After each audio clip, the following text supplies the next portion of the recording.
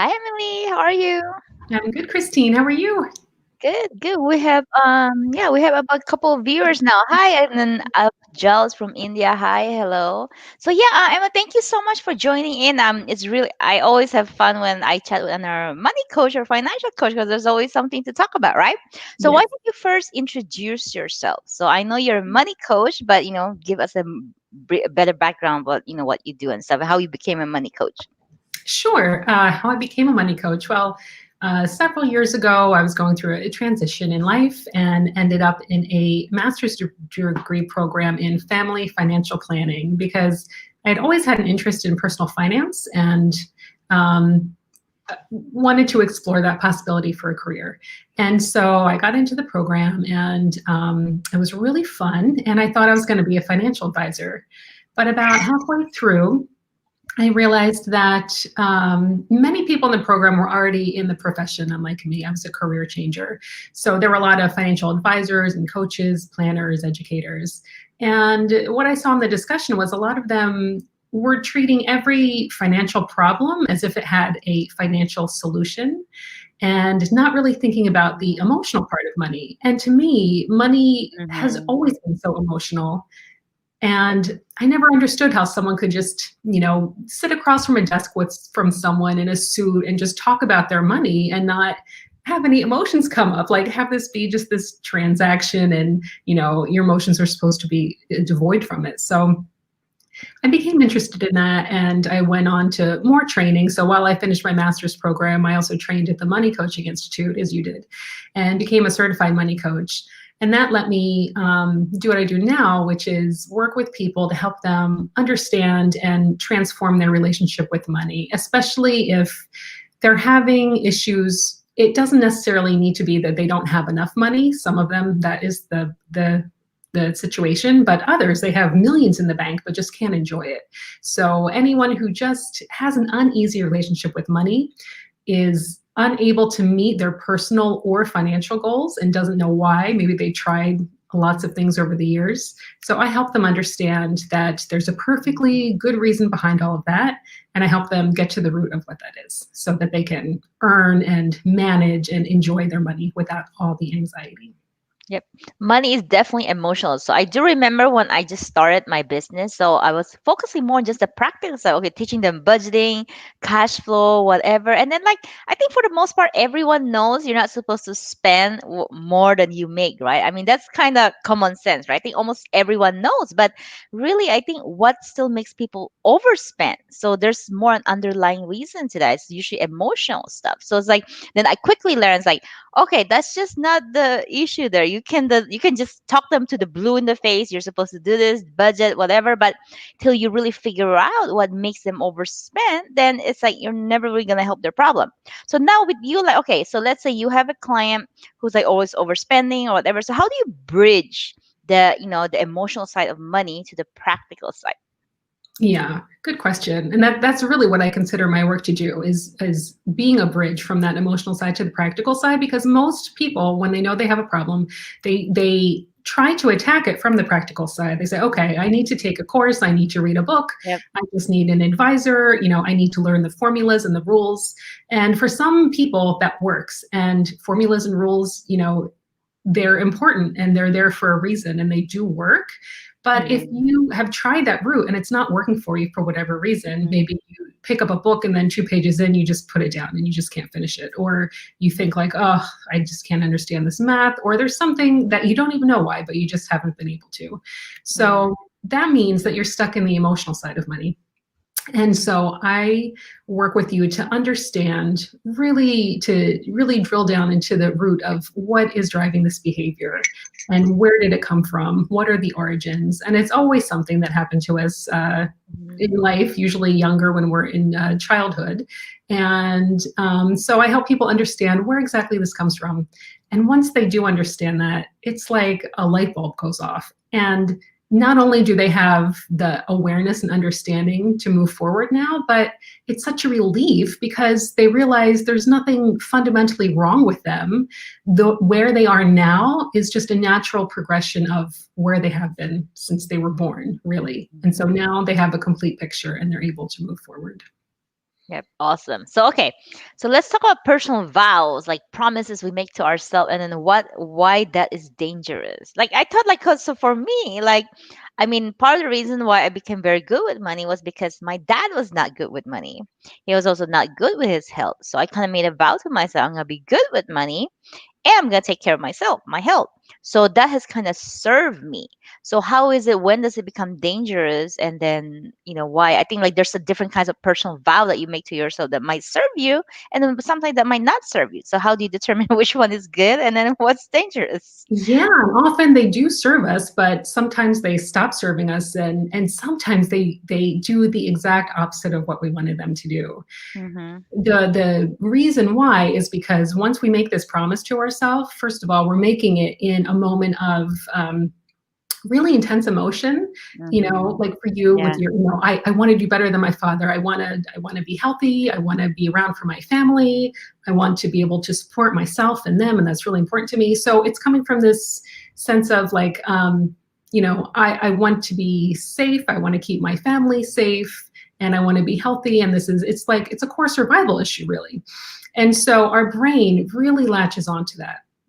And they make us stick to this vow whether it's good for us or not. And I can give you an example. This is a really good example. So I had a client who he came to me.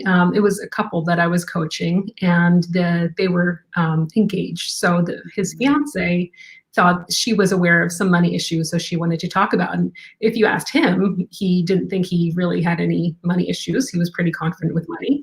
But I was working with both of them, so we went through his money history, and what I Mm-hmm. noticed is he had this pattern of behavior that whenever money was tight, or if he was in a difficult financial situation, he wouldn't reach out for help, even though often his parents were in a financial situation that they could have helped him. Mm-hmm. And so I asked him about this pattern. And now that he was engaged and getting married, I was wondering, how far this would go. So I asked him, okay, say a couple of years from now, you're married, you lose your job. Is that something you're going to tell your wife? And Mm-hmm. he thought about it, and he didn't answer me just what I wanted to hear. He really was thinking about it, and he said, you know, I really wouldn't want to worry her. I would really try to take care of it myself before I talk to her about it. And, she, of course, was not happy with this answer. She wants to be honest in her marriage. And so I kept digging in, like, okay, what is it about that? Do you think she would think less of you if you lost your job, or what's behind this? And he thought about it. No, I don't think it's that. I just don't want to be a burden to her. You know, I want to fix it myself. And so I asked him where he thought this was coming from, and he really didn't know. And so we Mm-hmm. went back to his money history, which he had written down. And it was right there when he was 11 years old. He had written that at that age, he had a brother who was sick. And he realized when he was 11 that his parents had to spend a lot of money for his brother's treatment. And he Mm-hmm. decided at that moment that he would be as independent as he could, and only, reach out to his parents when he really, really needed to. And Mm-hmm. so he made this vow to himself, and he was aware that he did this. He had written it in his money history, but he was not aware that this was a pattern that was continuing for him, that was actually now jeopardizing his relationship with his fiance, because now his brain thinks, okay, you can't tell anyone, you need to protect people, you need to do this on your own. But at this point in his life, in this loving relationship, he needs to share these things with his wife. And if he didn't, that could have led to divorce if he was keeping money secrets from her. And so this is how vows can really get away from us, because our subconscious brain just holds on so tight because they want to make sure we're doing the right thing. And they want to make sure that we don't feel that pain again that we felt in the moment that we were making this. But Mm-hmm. sometimes it can just turn completely against us. So it's one thing that we really want to be aware of. So looking through your own money history and thinking, or your own personal history, it could be, I'll never Mm-hmm. rely on a man for money, or, Mm-hmm. Yep. things like that. Okay, so I'm curious, how did you turn this guy around? I just made him aware of what was going on. I just made that connection. I helped him see that connection. And once he did, it Mm-hmm. was broken, because 2 weeks later, I had a follow up call with them. And he said, Emily, I have to tell you, last week I was checking my account and my student loan hadn't come in, and my account was in the red. And I thought for a moment, and then I picked up the phone and I called my fiance and I told her. So, not that she was in the position to help him with anything, but he just wanted to let her know what was going on. And that was, oh my gosh, that was so fabulous that he was able to finally break this. It's just gone Yeah. now. It's really about consciousness and awareness. But the funny thing is that he already wrote it down, so he's aware of it. But it seems like he needs someone else to still connect the dots. So You that's why, often do. yep, Yeah, yep. and there are so many different levels of awareness, and this is a really important point. Being aware of something on a cognitive level, like logically knowing this is what happened, is not the same thing, and that will do nothing about your money behaviors. That will do nothing to change the way you act around money or anything else. You need to go back to the root, to the emotional root of where that came from, and that is the only way to free it and to do something different. Got it. Okay. Yeah. So all right. So how do we tell us more about what type of one oh okay, so someone made a comment. You have to be honest about financials and money. It can destroy a relationship. Oh, that's a good topic. So yeah, okay. Absolutely. And you So know what? If I had asked him this, he would say, yes, of course you need to be honest in your relationship. Like, none of us want to lie or be dishonest. I think at least most of us don't. And yeah, that's the whole point, is that, when we act contrary to how we want to be acting, then we know we need help. We need to explore this more. And often, yeah, we need someone else to help us point these things out because we just can't see it ourselves. yeah. So okay, it's sometimes it's a pattern, or like even those, either they come to us or they don't come to us. But then there's a pattern with sometimes people dating, they don't really like to talk about money. So this is very, like, I posted about this, so I'm very curious to hear about you, like, if you have to advise clients, maybe they're single still or they're in a relationship, whatever, like, when do you advise people start talking about money, like, because then sometimes it's not really a romantic topic, right? So like, and even prenup. Okay, let's say you're in a serious relationship, maybe you're gonna get married. Prenup might be something topic that you want to talk about, but let's just talk about initial part of dating.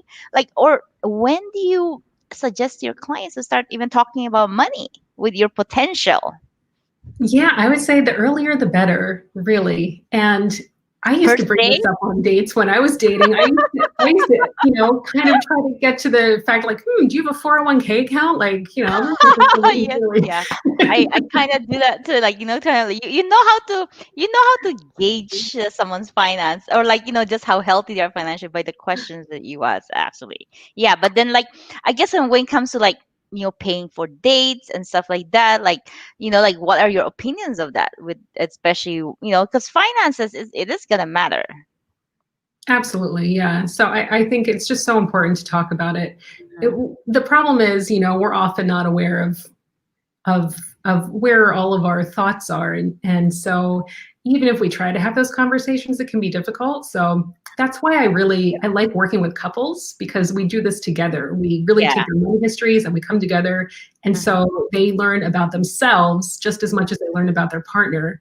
Yep. And so it's one thing for someone to say, like, oh, I'm a saver, but to Hmm. understand the reasons behind that and why that's so Yeah. important to them Yep. is Yep. really crucial, not to have Exactly. misunderstandings. Exactly. So have you encountered couples who are in, like, one partner just have don't care about the finances, so like only one spouse is just showing up for the session? And I've had that, and then so I just kind of have to work with whoever's committed to it, because I can't force the other person. As long as it works between them, one person's the CFO, the other one's just like, okay, I trust my wife or husband, I just don't want to deal with it because then it's too intimidating. And sometimes spouses really do want to involve, even though they don't care so much about the money, they still show up. So what has been your experience with that? Yeah, well, that's why I only work with people on this emotional side. So I won't work with couples on budgeting. They come into me and then they Got share it. their money stories. Got it. So we Okay. just get to the point, we get to the root of it right away, so that everything is on the table. Okay, okay. So I actually work with everything, like, like the emotional. So it's like I kind of create my own practice and what works for me. So it's emotion, and we also do practical stuff. So everything has to be combined, because I can't do one without the other. I really need to see everything for both of them. Okay. So okay, so let's talk about wants and needs and how do you rethink or reframe, I guess like you have to analyze, be aware like is that really a healthy wants or needs and then when do we need to rethink or reframe it? Yeah, so I think when most people hear about wants and needs, they think of these categories of spending, like Mm-hmm. housing is a need, eating out is a want, but I just don't think that's very helpful for people. Mm-hmm. And, there's so many gray lines in between housing, yes, but, you don't need to live in a luxury house or, oh, but I need to live in a certain area for my kids to go to school. So instead of talking about that, I like to talk with clients about understanding their true needs. And to do that, I have them look at some purchases that they've made that Mm-hmm. they didn't use or just weren't happy with. And then we trace that back. Okay, I made this purchase, and then Mm-hmm. think, why did I do that? What Yep. was the underlying need I had for that? Mm-hmm. Yep. And then how else can I meet that need without this purchase? And it can be, I do this in the course that I have, and it is just so eye-opening to Mm-hmm. realize like we have the power to meet these needs ourselves, and we're usually going after them in the wrong places. And once we realize what it is that we're really after, what it is that's going to make us thrive and grow as a person, then we're able to meet that for ourselves and the other stuff goes away. Got it. That is very, very cool. So, okay, let's talk. I mean, I've had some interesting stuff with that too. So, okay, how do you help someone who just likes to shop and then like not necessarily how do you dig in into like maybe that's just like they're just feeling some sort of void, whatever? Because normally like when they shop, they don't really need it. So, like, how do you help clients figure out what is making them shop? And then like how do you kind of help them to feel that need somewhere else maybe it doesn't cost them money. Yeah, yeah, going through this exercise definitely helps. And also helping them be aware that, shopping, there's so many things that can be very addictive that, we don't think it's not as addictive as like alcohol or drugs, but we Mhm. definitely get like a hit of dopamine when Yeah. we shop. And so just helping them understand how our brain is working around this as well also helps to just get rid of the shame around it and just think, okay, now I understand what's going on around me, and be able to put some action plans in place to try to mitigate that. And also at the same time, looking at, okay, what is it really that I'm desiring here?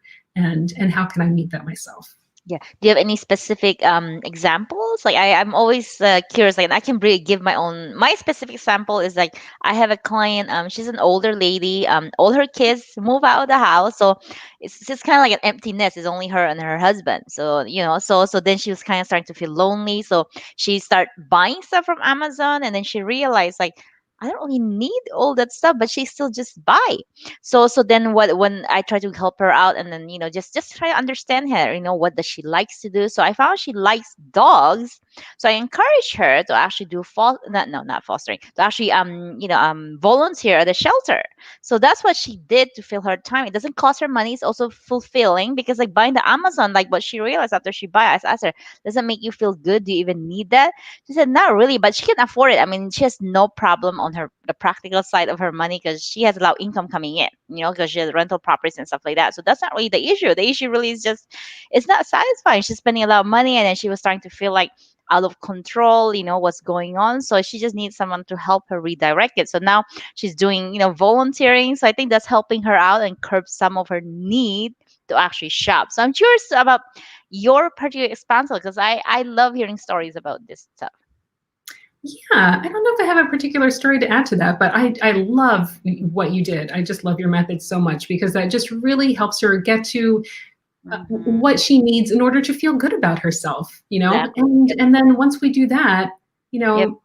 the other stuff falls away. There's no need for it anymore. Exactly. And then like cuz like the kid there's no more kids there to show her love or whatever. She's an empty nester and then like I asked her, "Do you have any hobbies?" She said, "Not really except shopping." So I think she kind of need another hobby and something that will fulfill because like if you love dog and then then going to the shelter that's like feels so much neat. You're getting the love, you're having Mhm. fulfilling time spent, quality time. So actually it's really helping her out now. So okay. How did you overcome your own money blocks while promoting your money coaching services? And then if you can expand more, what are your blocks? Sure. Yeah, this was so interesting. Yeah, so a little while into my business, I realized, oh, I haven't actually actively been marketing. Like I did so much work to set up my business. I did find some clients, things were going, but then they were kind of slowing down, and I realized, oh, I have to actually tell people what I'm doing. And Mm-hmm. so I signed up for a program, this 12-week program about marketing. And so it set up us for the launch and the sales page and all of that. And I just had such resistance to like almost everything in the process. And it just hit me so strongly. And I was giving this webinar asking people to work with me, describing this whole process that I'm talking about. And at the same time, I was having this huge money block of my own. And luckily, I was able, so it was very ironic. But luckily, I was able to understand really quickly what it was about because I have gone through this process myself in training for this. So I realized where it was coming from. I realized that it was this really old thing about you know not not bothering people. I didn't want to bother Yep, people. I think yep, yep. so many of us have this, and almost everyone has one of these. I don't want to bother people, or if I do this, I won't be lovable, or I'm not enough. I mean, it's just almost everybody, if not everybody, has one of these, and that's most of where money blocks come from. And so I dealt with it as I went along in the process, and it was it was such a great experience because it was just this new thing that I hadn't experienced before. And that's when we often face our money blocks. Like we can be doing fine for a long period of time, but there are so many transitions in life. And when one comes, it just brings a new set of a new set of circumstances, and we can just find ourselves just totally stuck or blocked or resistant. And those are all really good indications that there's something up that needs to be explored. Mhm. Yep, yep. And then that's very true. Like being an entrepreneur, you have like, I mean, I know people who like, oh, I'm gonna quit my job, be an entrepreneur, and I'm gonna be very successful, whatever, six figures. But then the thing is that a lot of people don't understand, especially in the service business, like 90% of your time, 80 or 90% of your time is you're working on the business. Meaning like, we're doing marketing, sales, everything, right? You're doing everything else. But really like even for me, 10% of my time is really client facing, but you have to do the 90% of the time, the marketing, the sales, and everything else. You can't be shy about it. That's why I market so much on LinkedIn before. I mean, I'm not as active now, but before I like really focus on that. I really grow on LinkedIn. So you have to continue to show up. If you're not consistent, you don't continue to show up, you don't promote yourself, you don't build the business, you cannot have the 10% then. In order to get to the 10% to client facing, you have to do all of this. So I did notice, like I think initially my money block. I didn't have any money blocks around this because I love doing all this business stuff, entrepreneurship and all. But my money block was actually quitting my job from my full time. Like I thought, oh my god, I'm not gonna make money. I was so focused on just the practical stuff. Oh, I don't make enough, whatever. I'll never make as much as I used to. But then I shifted my thinking. I just gave that up. Instead, I focused on being of service. Like who Mm. can get value from this? And I love what I do. I love changing the world, one person at a time with their money. So it's like it's what I'm really passionate about, what I love to do. So I just focus on that. When I talk to people, I focus on how I can help them and not on like closing the sale. Because I know initially like I was like, okay, then actually I talked to a sales coach. He was so full. He was trying to train me. It's like, okay, when you're in the complimentary, focus on getting them to close the sale, get their credit card and stuff like that. So I was trying to do that. I thought that was the way to go, but it didn't sit right with me. I felt like a sleazy salesperson. So I probably did that 2 or 3 times, and then it just didn't do anything for me. And then plus I didn't really close any sales during those 3 times. So I gave that up. I said no, this doesn't work for me. So now how I show up whenever I have complimentary, like I listen to them what their issues is, and then I let them know how I work with clients and stuff like that. And then usually if it resonates with them, like I tell them, let me know if you want to work with me. So I usually just let them come back to me. I never pressure them, just come back because I want to have clients who really, really want to work with me. So that doesn't mean that I have to coerce them. Like, they already know me. And then some of them, they do their homework. They look at my YouTube, you listen to iTunes. So this one, I'm going to convert this to iTunes podcast as well. So some of them already do their homework and some of them sign up right there, and someone takes a couple of days and then they come back to me. So that's what sits right better for me. And I never felt I have to force anything. Like, it just go with the flow. And then, like, I've trusted the universe. And then, like, I'm also pretty spiritual. Like, I've had enough clients coming to me and signing up for me that I never have felt like I have to work so hard. So I think, like, you just have, does you can't be so uptight about the blocks. And I know a lot of even friends and people, like, when they quit their job, they want to pursue entrepreneurship. They're all about, oh, will I make enough money, whatever. But I think just give that up. I think, like, just focus on, like, what you want and then show up. And then, yeah, of course, money is important, but sometimes you might not make as much as you used to. I don't make as much as I used to, and I'm totally fine with that. I'm profitable, and I have enough money to live a lifestyle I want, and I have enough money for retirement as well because I did my retirement plan. So that is what's important. It doesn't mean you need millions of dollars, or even like you need to make 10 grands or 5 digit a month. So anyway, so thank you. Okay. So let's talk about, I know you live in Europe. How did you end up in Europe? Were you born and raised there? And like, I wasn't, but my husband was. okay. But we met in the United States and we Yeah. lived there. But last year, we had the opportunity to come here for a year for a sabbatical year for him. And that ended over the summer, and we just decided to stay for now. So Mhm. we're here. I still work with clients mostly in the US, but now I have some in Europe as well, especially in the UK. Mhm. Okay, so tell me about, I guess, I don't have a lot of international clients, maybe just a couple, very few. So, what differences and similarities have you seen in how people treat money across different cultures? Yeah, so similarities, we all have these things, am I going to do something that makes me unlovable? Am I good enough? Am I too much? And so that's the basis of most of our money blocks, and that's universal. But the thing that makes it different here, I'm in the Netherlands, is if there are more social supports available, which there are here, and I just also want to say, there's no system that's perfect. There are advantages and disadvantages everywhere. But if you have a lot of social supports, then there just simply is not as much worry. There's not as much anxiety about being able to survive, just like literally survive. So with that in place, that really mitigates a lot of the tension that I find in the U.S. Hmm.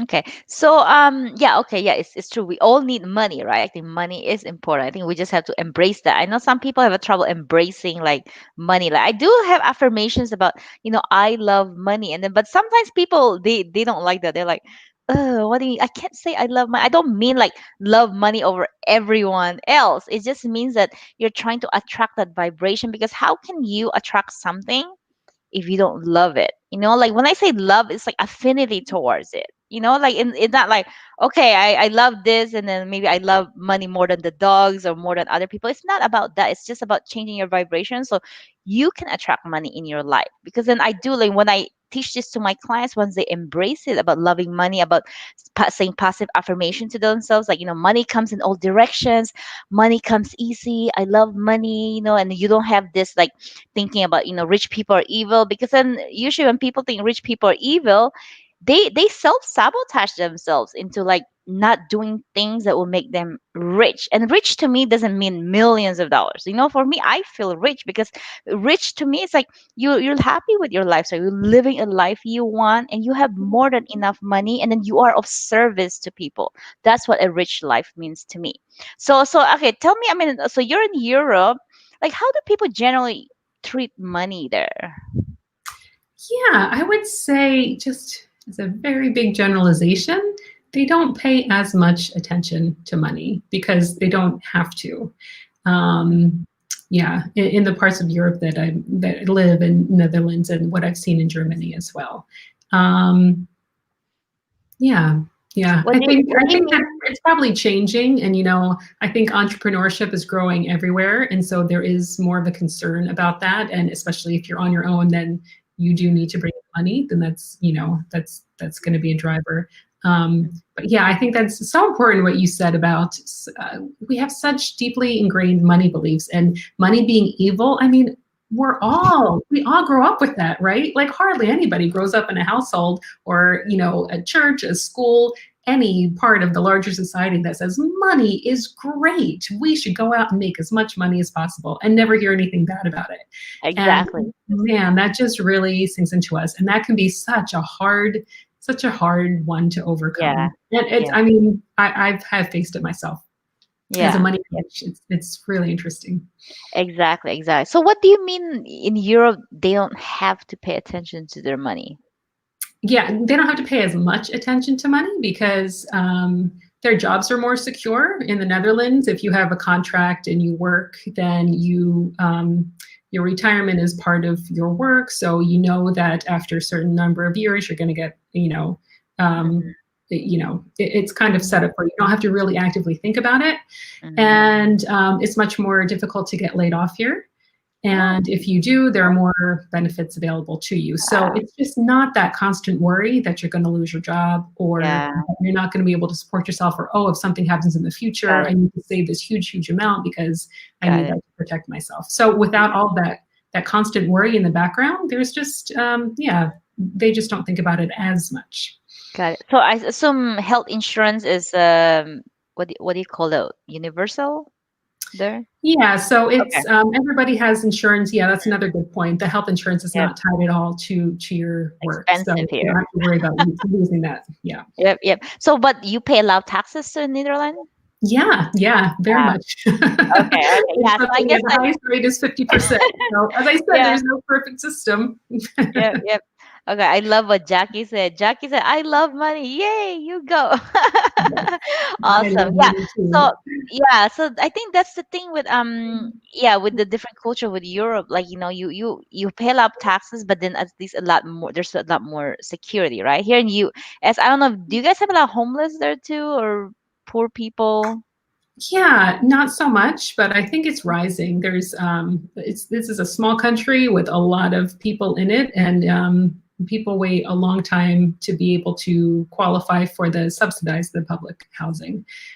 So I think it's probably going to be a growing problem. And like everywhere else, um, Mm-hmm. I think the benefits are definitely diminishing, like over time, lower and Mm-hmm. lower, but at least it's starting at a place that's higher than the US. But Yep. again, no system is perfect.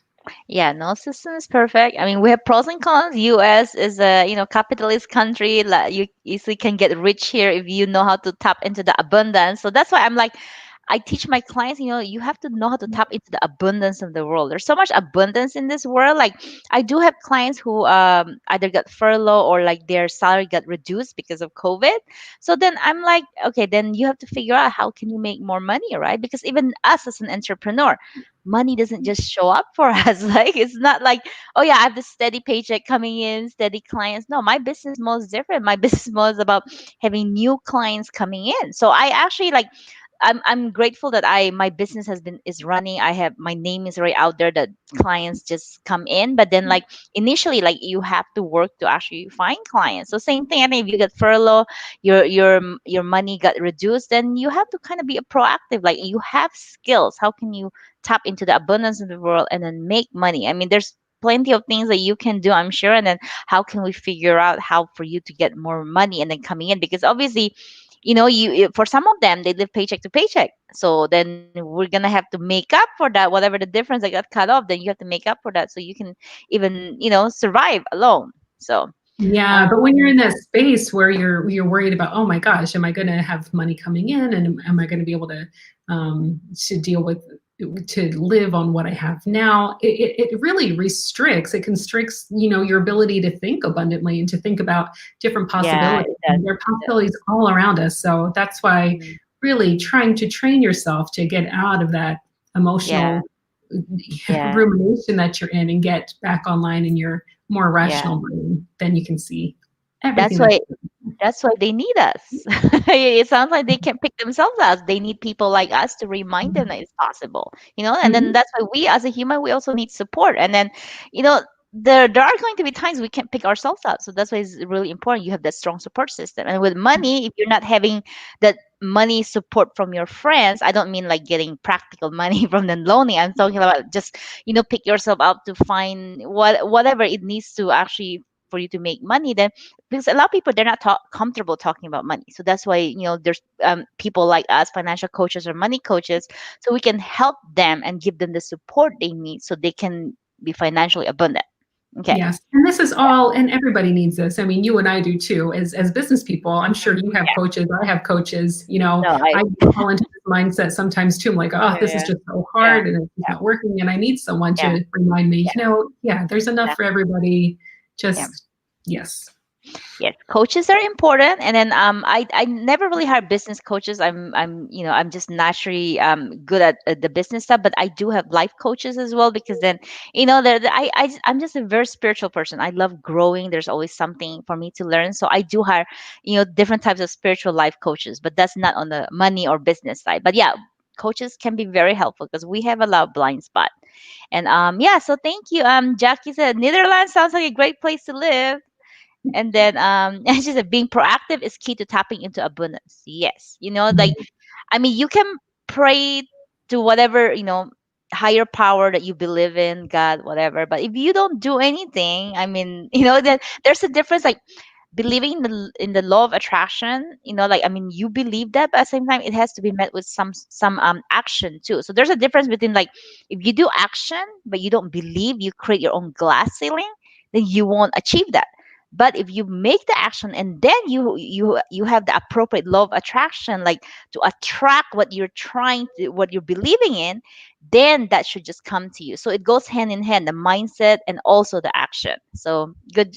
Thank you, absolutely, Jackie. All absolutely. right. So, do you have anything else you want to share, Emily, before you tell people how they can find you? Yeah, I think just lastly, I just want to. I love what my favorite thing to do is to let people know there's nothing wrong with you. Like, we all struggle with these things. We all have money blocks. And, if it's preventing you from doing something that you want, then there's help available to help you get past that. And, it's just all a part of our personal growth. I really feel like um, money coaching is an intersection of personal development and financial development. Mhm. And it's just, we all have the answers inside. It will all make sense. We just need to listen to ourselves and it all comes out. Yes, intuition is very important. So money is just part of your self growth. So I think like we all have to be committed to personal growth. So that's why I'm big. That's why my podcast is called Life and Money with Christine Tay. So like I mean, it's just part of your personal growth. You always have to be committed. I want to grow that. Like if you become arrogant, like oh yeah, I know everything, then you're never gonna grow. So till the day we die, there's always something new to learn about ourselves or the universe. So you always want to have that mindset of curiosity and love for the world, appreciation for your whatever you have now, but know that there's always something more to learn and then to grow and then to appreciate what the world has to offer. So thank you, Emily. Let people know how can they find you. Sure, you can find me on my website. My company is Me, Myself, and Money. So Mm, you can reach me at memyselfandmoney.com. The end is spelled out. And you can take a money type quiz there. You can get some free downloads, a managing money stress guide. You can do a download of a free course on giving and receiving and how our early experiences with gift giving is probably affecting the way we live today. And if you're an entrepreneur, probably very definitely affecting the way that you're doing your sales and marketing. mhm. And yeah, or you can just go on my mailing list at the contact site on the contact tab of my website. And yeah, I have some exciting things coming up. So definitely get on my mailing list because I'm going to be launching those very soon. Okay, thank you so much, Emily. I love your website, Me, Myself, and Money. Oh, that is a very cute website, and I'm glad you got it before someone else got it. Yeah, me too. Yeah, it's all Yeah. about our relationship with money. Yep. Yeah, yeah. All right. So Emily, I tag you on this LinkedIn live, and then like once I have the time, I'm gonna convert this to a podcast as well. So for everyone who doesn't know, I do have a podcast on iTunes. It's called Life and Money with Christine Tay. I think there's only one Christine Tay. It's not a very common last name. So I hope you guys subscribe to that and then leave a review if you do. And then thank you so much, Emily, for joining. And I don't know what time it is on your end, but it's Saturday morning here, so I appreciate you joining in. So thank you so much, everyone, for Thanks so joining much, and for Christine. coming on. Okay, bye bye. Bye bye.